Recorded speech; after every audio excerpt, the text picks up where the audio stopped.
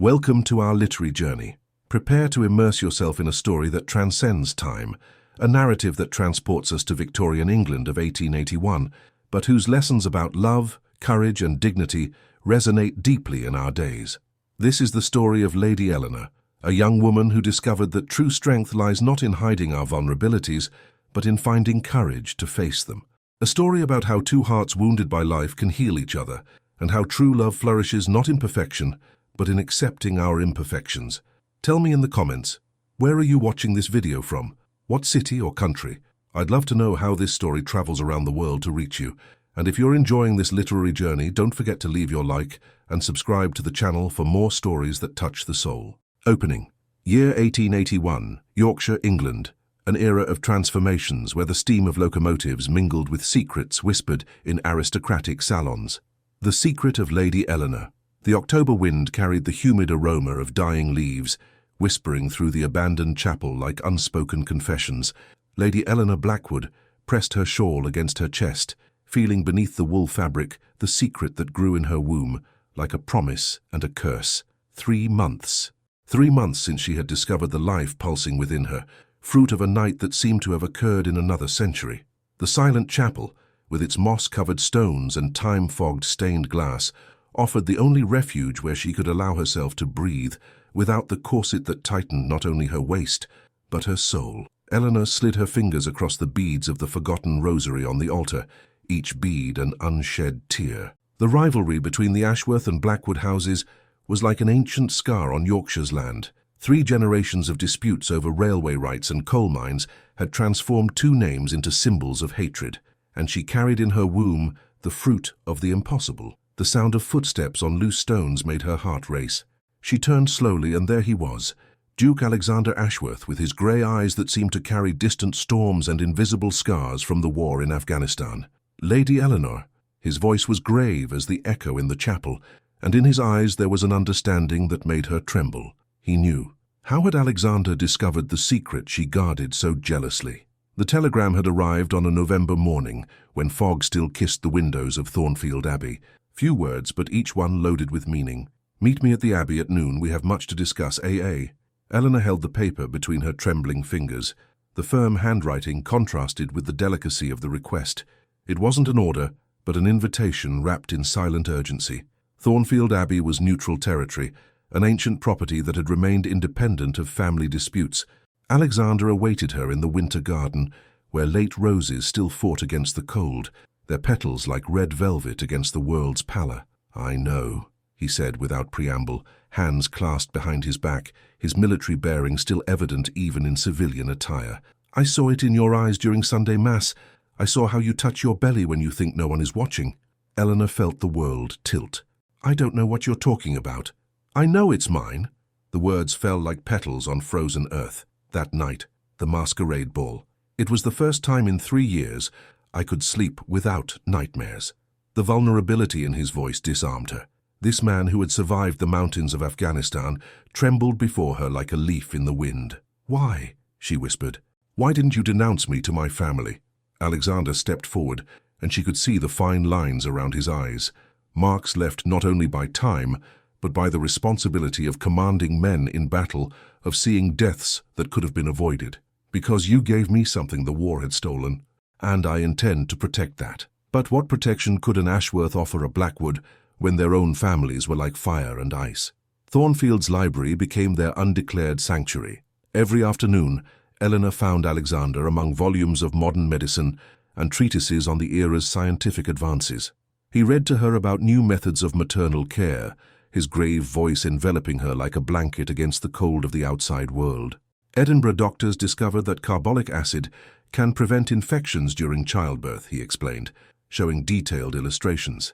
His hands, which once wielded swords, now turned pages with the delicacy of one who touches something sacred.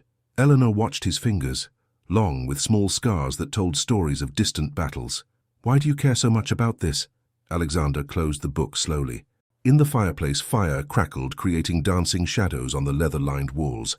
"I lost many men in Afghanistan, good men, who died from lack of adequate medical knowledge." His voice carried the weight of painful memories. "I swore I would never again allow someone under my protection to suffer from ignorance.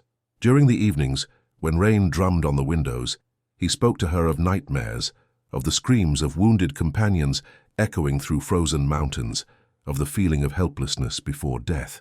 Eleanor, in turn, shared the weight of living under the shadow of family expectations that suffocated her soul. "Did you ever want to simply disappear?" she asked him one night, hands resting on the belly that was already beginning to round under carefully chosen dresses. "Every day, until that night with you." Alexander moved to be closer to her on the sofa. "You reminded me there was still life in me. But how could two wounded hearts heal each other when the entire world conspired to separate them?" Lord Reginald Blackwood arrived at Thornfield like a winter storm, sudden, violent, and devastating.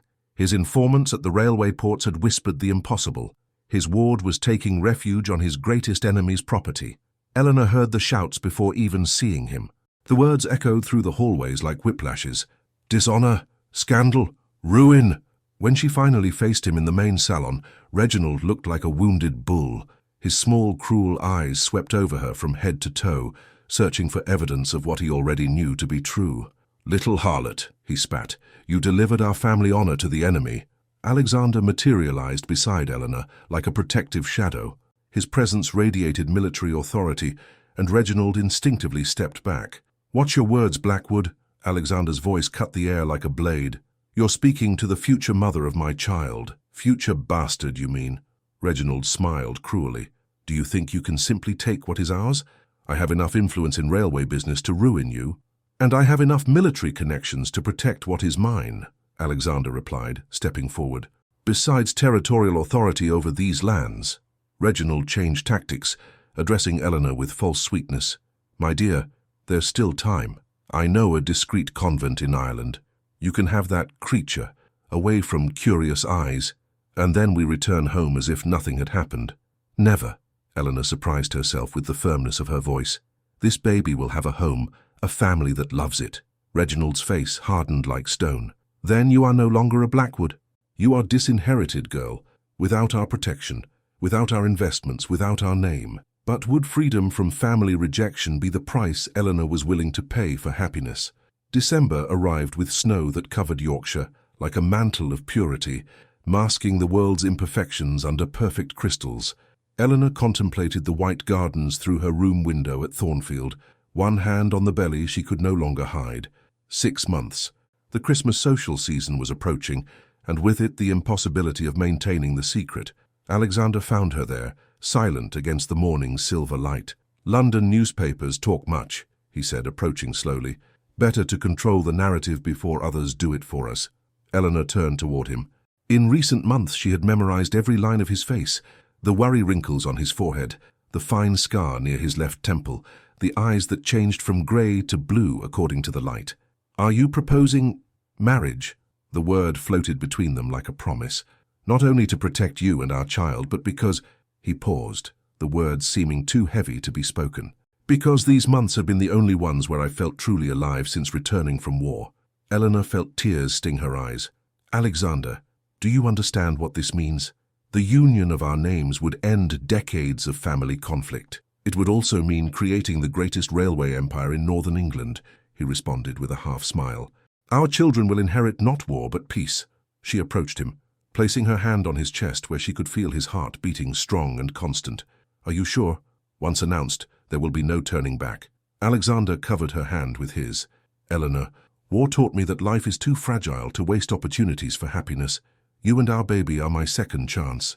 "Then yes," she whispered. "Yes, I accept being your wife. But how could two lovers defying the world survive the storm they were about to unleash?"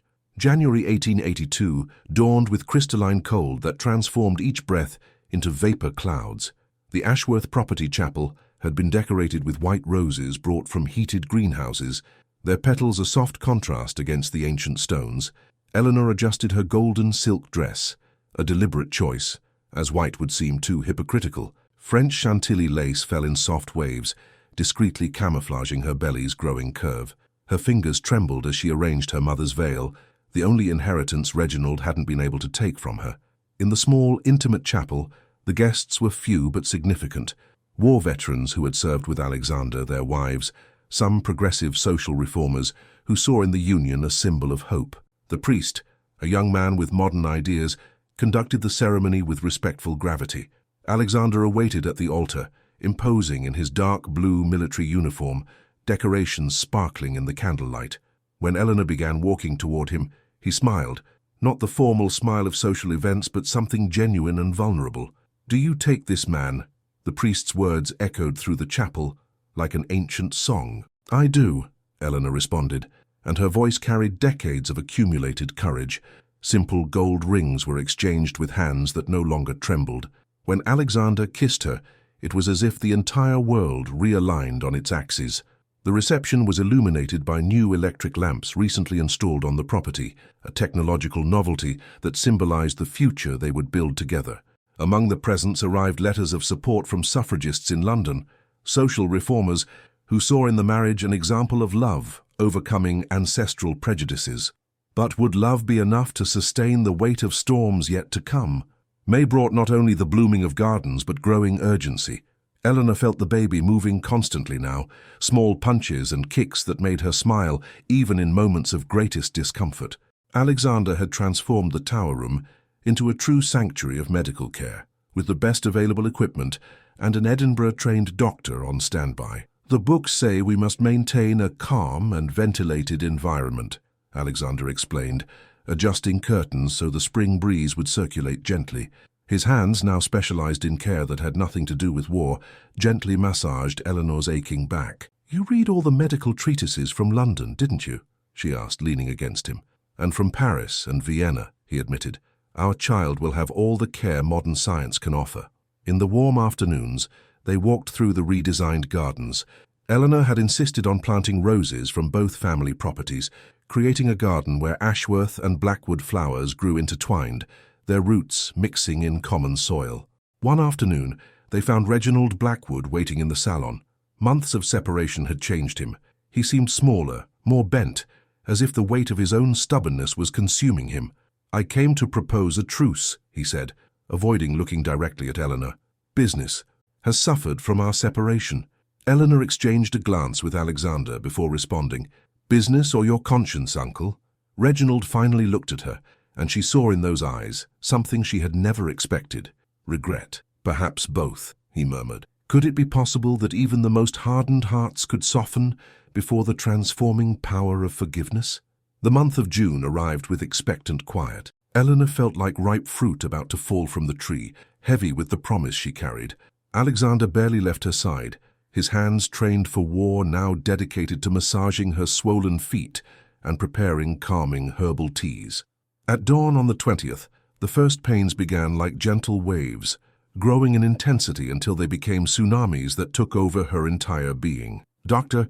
Harrison, come specially from Edinburgh, directed the procedures with scientific precision, while Alexander held Eleanor's hand, whispering words of encouragement. "She's coming," announced the doctor. "One more effort, Lady Eleanor." And then, like a miracle emerging from pain, Adelaide Ashworth arrived in the world with a strong cry that echoed through the mansion like an announcement of victory. Small, perfect, with her father's dark eyes and her mother's determined chin. Alexander cried when holding her for the first time, tears that washed away years of guilt and war nightmares. "She's perfect," he murmured, large hands enveloping the tiny body with infinite delicacy. Eleanor watched the man she had once feared, now completely transformed by fatherhood. Adelaide seemed to instinctively know she was safe, calming immediately in her father's arms. That night, while Adelaide slept between them in the large bed, Alexander whispered, "I didn't know it was possible to love like this." Eleanor smiled, exhausted but complete. "Neither did I, neither did I." But could this perfect happiness really last in a world that still whispered about scandals and second chances? September gilded Yorkshire's leaves, and Adelaide grew like a well-tended little flower. At 3 months, she already smiled at her father with a devotion that melted hearts and healed old wounds. Alexander had become an expert in childcare, applying the same military precision he had used on battlefields to ensure his daughter had the best. Eleanor watched him one morning, leaning over the ornate crib, whispering stories of distant lands and fantastic adventures. War had taught Alexander about death. Adelaide was teaching him about life. "Another letter arrived from London investors," Eleanor said, holding the sealed envelope. They want to form a partnership with our unified railway. Alexander stood up. Adelaide nestled in his arms. And what do you think? I think our daughter deserves to inherit more than ancient conflicts. She deserves an empire built on love, not war. The decision to accept the London proposal represented more than business expansion. It was the final declaration that the Ashworth and Blackwood houses had truly become one. Reginald, who had initially resisted, now saw the economic benefits of the union and discreetly supported the negotiations. One afternoon, while Eleanor nursed Adelaide in the shade of the old oak in the garden, Alexander approached with a thoughtful expression. I received an invitation from the War Ministry, he said. They want me to train the new generation of officers on strategies in the Afghan mountains. Eleanor felt a chill in her stomach. And do you want to go? I want other men to return home to their families as I return to you. Alexander knelt beside her. But I'll only go if you agree. I'll never again make a decision that separates us. How could Eleanor deny him the opportunity to transform his war scars into wisdom that would save other lives? Autumn brought an unexpected letter that made Eleanor tremble. The red wax seal bore the coat of arms she hadn't seen in almost 2 years, the Blackwood house symbol in its most official and threatening form. It was from Marcus Blackwood, a distant cousin who had assumed family leadership after Reginald stepped away from business. His words were courteous on the surface, but venomous in subtext. It would be appropriate for our dear Eleanor to bring the child to know her true family heritage. Alexander found her in the library, the letter crumpled between her fingers. He can't simply appear and claim rights over Adelaide, she said, her voice tense with maternal protection. Legally, he has no right, Alexander responded, but Eleanor perceived the concern in his eyes. Adelaide is an Ashworth, my daughter, our daughter. But Marcus arrived in Yorkshire 3 days later, bringing with him lawyers and an arrogance that made Eleanor remember the worst aspects of her family. He was a thin man with calculating eyes who saw people as chess pieces in his power games. The child has Blackwood blood, he declared during the tense dinner. That gives her rights to our ancestral inheritance regardless of the circumstances out of her birth. Adelaide is happy here, Eleanor replied, keeping her voice firm. She has parents who love her, a stable home. She doesn't need anything you can offer. Marcus smiled coldly. But when she grows up, won't she want to know her true lineage, her birthright? Would Marcus be capable of using Eleanor's love for her daughter against her? Alexander said nothing during the rest of dinner, but Eleanor knew that silence. It was the same one he maintained before making important strategic decisions. After Marcus retired to the guest room, Alexander found her in Adelaide's room. He's going to try to use the law against us, Alexander murmured, watching their daughter sleep peacefully. But he doesn't understand that some battles aren't won in courtrooms. The next morning, unexpected visitors arrived. First, Reginald Blackwood, supported by a cane but with determined gaze. Then, carriage after carriage brought Alexander's war veterans, their wives and, surprisingly, several reformist families from London. I thought you might need support, Reginald said simply, kissing Eleanor's forehead, the first gesture of affection he had offered her in 2 years. Marcus came down to the salon and stopped abruptly at seeing the number of people. Among them, Eleanor recognized faces that had appeared in newspapers, influential suffragists, progressive parliamentarians, even a judge known for his innovative positions on family rights. Interesting gathering, Marcus said, trying to maintain composure. A family gathering, Alexander corrected. Adelaide has more family than you imagine. Lady Margaret Whitmore, respected suffragist leader, stepped forward. I have followed this family as an example of how love can overcome ancient prejudices. Any attempt to disturb this harmony will find resistance in very influential circles. Marcus realized he had completely underestimated the situation.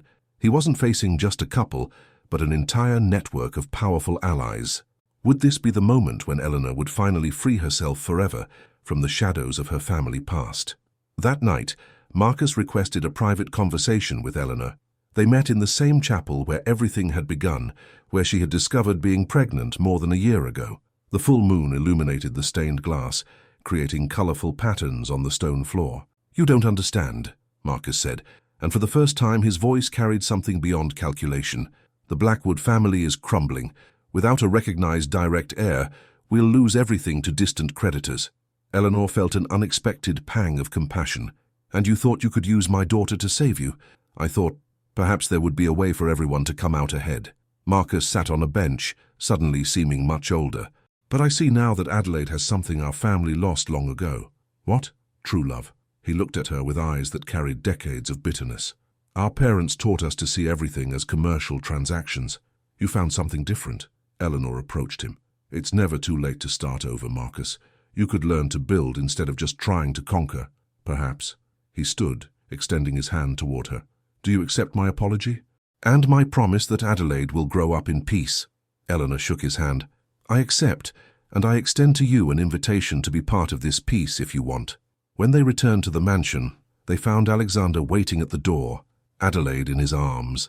The girl, now 6 months old, looked at Marcus with childish curiosity without fear. She has your eyes, Eleanor, Marcus said softly, and her father's strength. Could it be possible that even the most ancient conflicts could be healed by the transforming power of an innocent child? A year had passed since the wedding, and Eleanor found herself again in the chapel, but this time for a baptismal vow renewal that she and Alexander had planned to celebrate Adelaide's first birthday.